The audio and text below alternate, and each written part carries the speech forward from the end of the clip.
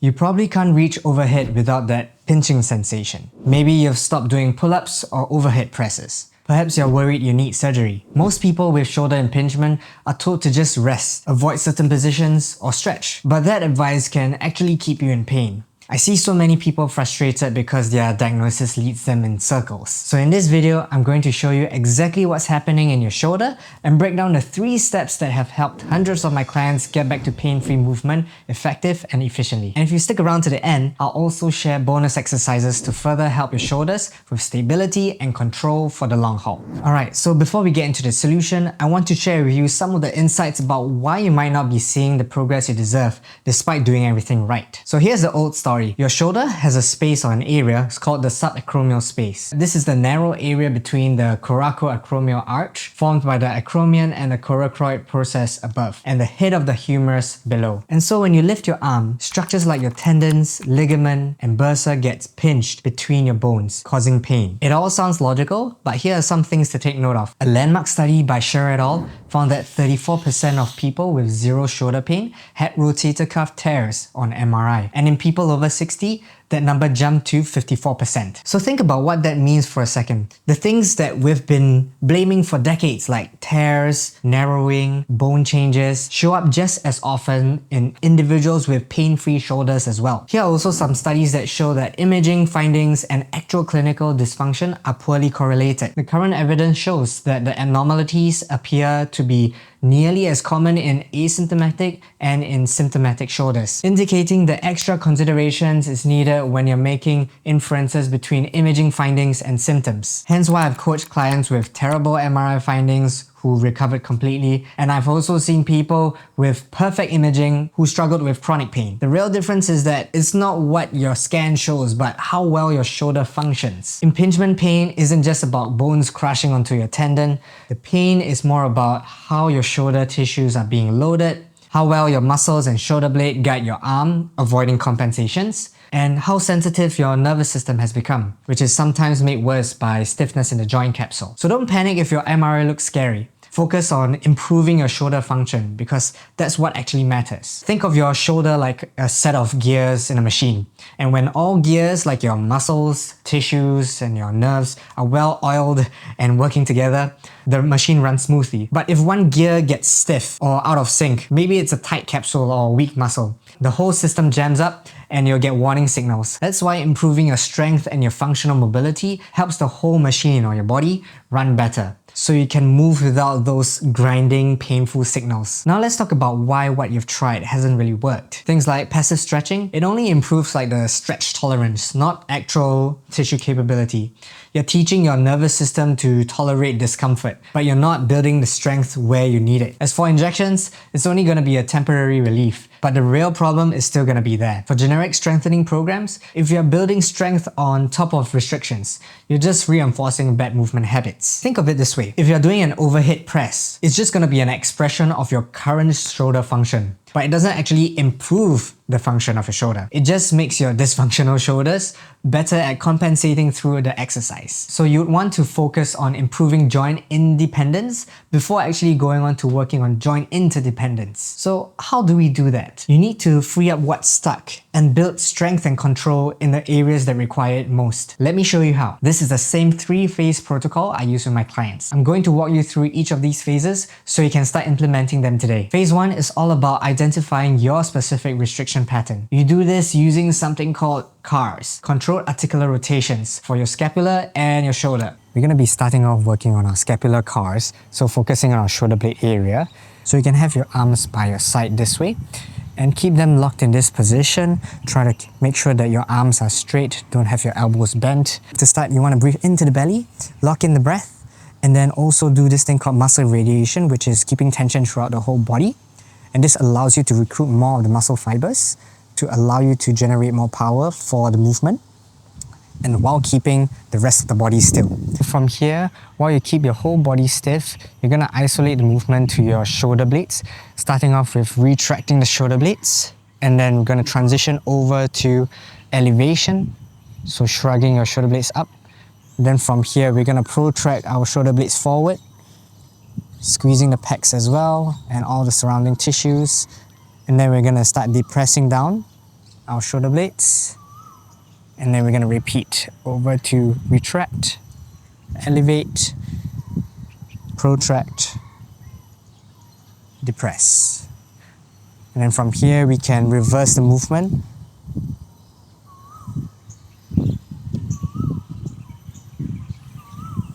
Do make sure to avoid any compensations that might arise as well, like pushing the neck forward or rounding the back, or even when you're going back, trying to arch your back. So avoid that by keeping the whole body stiff.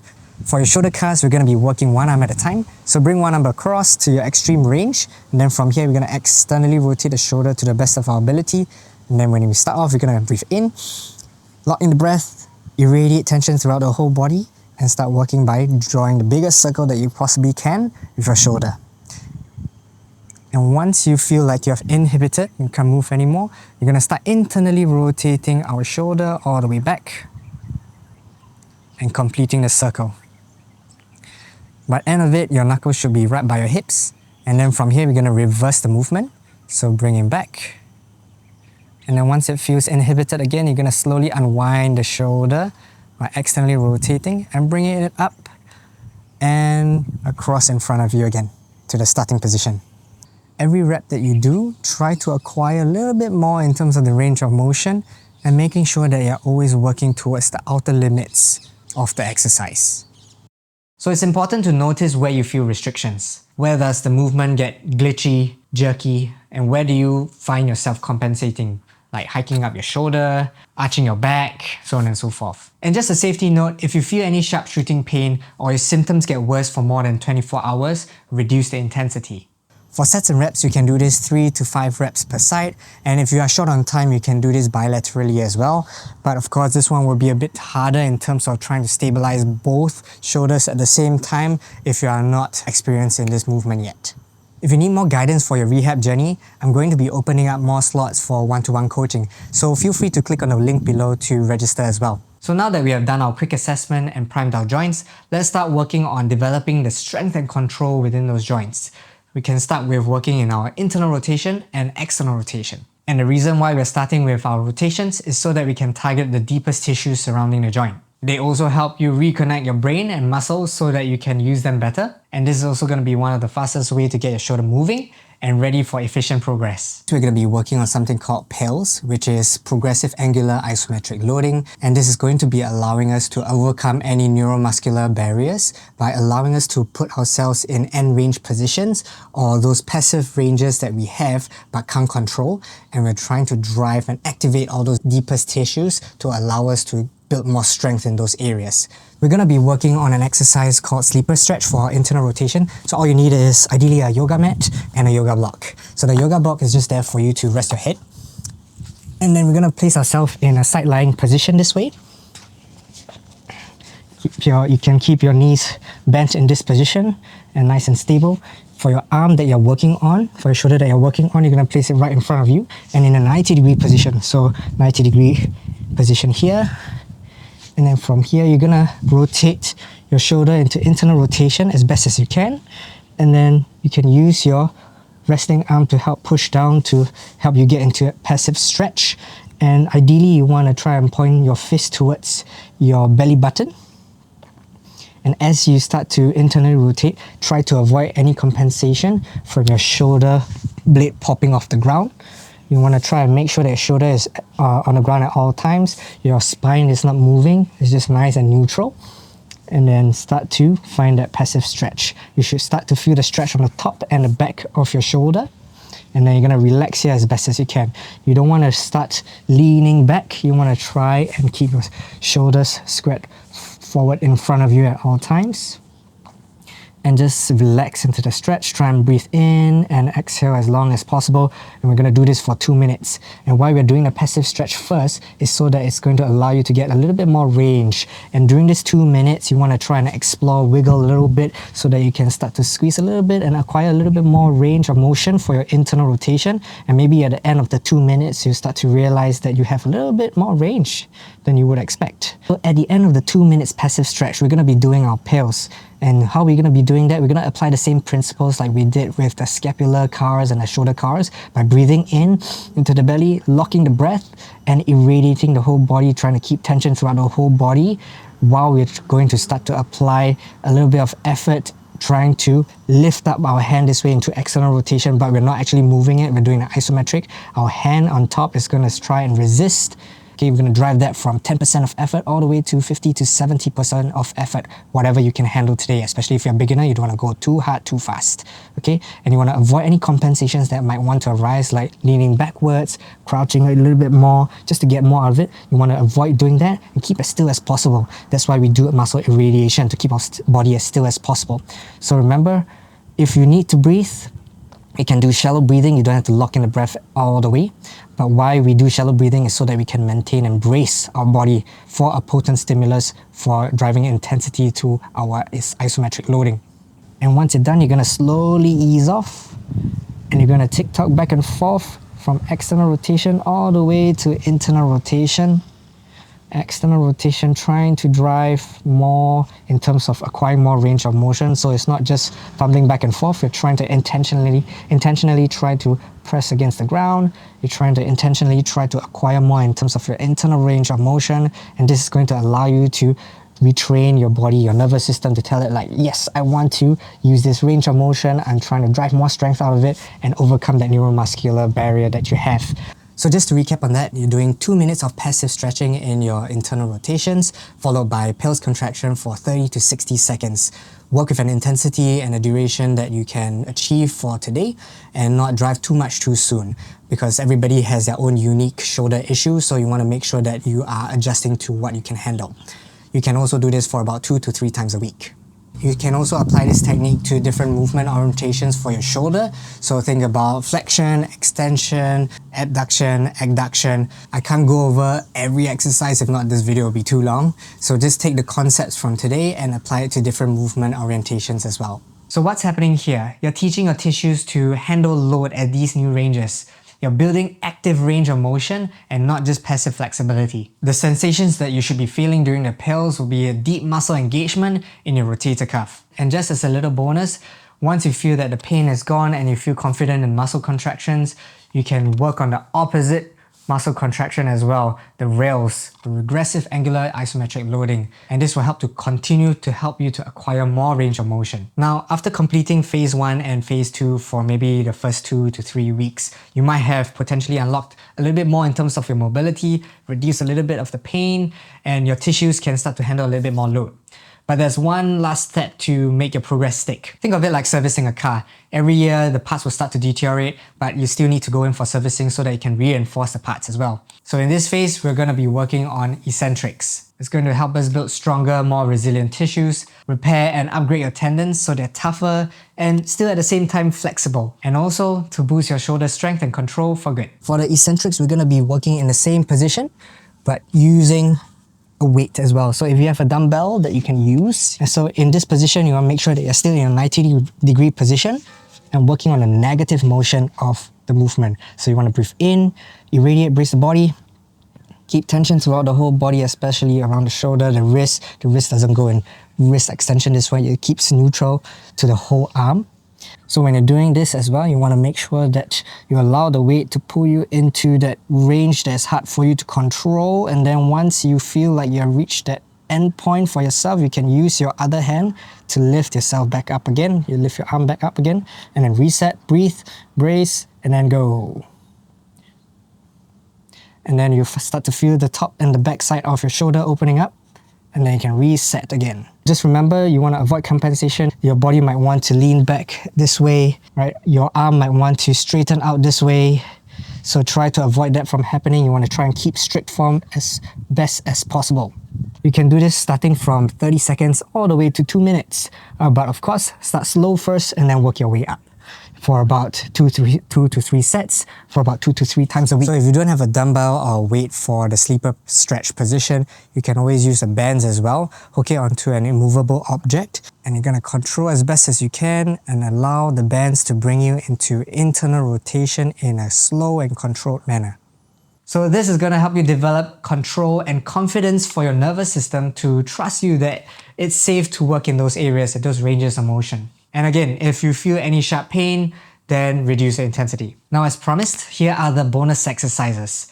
We're going to be targeting the thoracic and scapular stabilizers, the muscle groups that are responsible for proper shoulder mechanics. And when these muscles function optimally, they prevent compensatory patterns that lead to imbalances and injury. When we improve our thoracic mobility, proper activation of these muscles ensures a stable and supportive base for the scapular muscles to work from. For this thoracic mobility drill, we're going to be working on a variation of what we call a Jefferson curl, which is usually done standing up. But because when we are standing up and we are doing a Jefferson curl, it biases a lot on the lumbar spine. So in this case, when we are doing it in a seated position, we're going to be able to work and target the thoracic spine even more. So for the setup, you're going to be in a seated position as such, and ideally have 2 dumbbells or 2 forms of weight. You can start off light first so you can get accustomed to the movement. And you want to sit almost near the edge of the seat. You're going to breathe in, brace the body, irradiate, keeping the tension throughout your whole body. And from here, you want to think about segmenting the top of your spine, starting with your neck and working your way down vertebrae by vertebrae. And you're going to do this all while your whole body is braced. Just make sure that you're not prioritizing the protraction of your scapula. Activate your thoracic spine as much as possible. Try to make the movement smooth, less jerky, and this will help to improve the function of the spine. Now, in order to improve the scapular function, we're going to be working on 2 drills today to help target the mid and lower trap, as well as the serratus anterior. So the first exercise will be the band pull apart. So you just need a loop band just like such. And then from here, you're going to open up this way, right in front of your chest level, and you're going to pull apart this way. You can also attach your loop bands and loop it around an immovable object. The second exercise we're going to do for the scapula is called dynamic hug. So you can use the same bands, loop it around your back, and you're going to grab it as such. And from here, loop it either around your back or something immovable behind you. And from here, you're going to imagine hugging a tree. So breathe in, keep tension throughout the whole body, and then start to protract your scapula forward while trying to activate your serratus anterior as well. Also try to avoid shrugging the shoulders up while you're doing the exercise.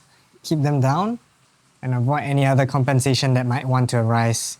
Take note that you want to use bands that are not too heavy for you so that it can allow you to activate the serratus anterior better. Remember, quality over quantity. Now, before we wrap up, here's something critical that a lot of people miss when they start to build their own rehab programs. You need to remember to build a surplus in capacity for your shoulder. For many people, when they think about doing rehab, they think about recovering back to their previous baseline. But that baseline is what you got injured in the first place. So if your shoulder could only handle 10 kg of load before injury, the rehab is going to allow you to get back to that 10. But if you want to build more resilient shoulders, you're going to need to build to 12, 15, or even 20 kg of load. Now that's why phase 3 doesn't just stop when pain disappears.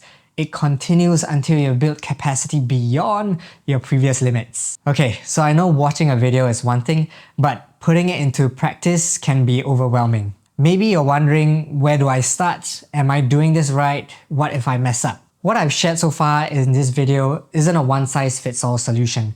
Your specific needs is going to depend on your proper individual assessment. So think of this as an initial guidance. So try the exercises, monitor your response, and adjust based on what works best for you. That's it. Having a specialist guide you makes a lot of difference, especially if you're just beginning your rehab journey. That's why I offer a one-to-one shoulder rehab coaching for those who are in need. You get a customized plan for your specific shoulder issue, video feedback, support every step of the way, and much more. No guesswork and no generic advice. So if you're tired of going around in circles and want effective and efficient results, you can click via the link below. Just take note that spots are limited so I can give my full attention. You now have the protocol to fix shoulder impingement pain at the root cause, not just mask it. But removing the pain is only step 1. If you still have limited shoulder mobility, you're leaving yourself vulnerable to re-injury. The next step is going to be building functional range that protects your shoulder for the long term. So watch this video next, where I'll show you exactly how to unlock pain-free shoulder mobility that lasts.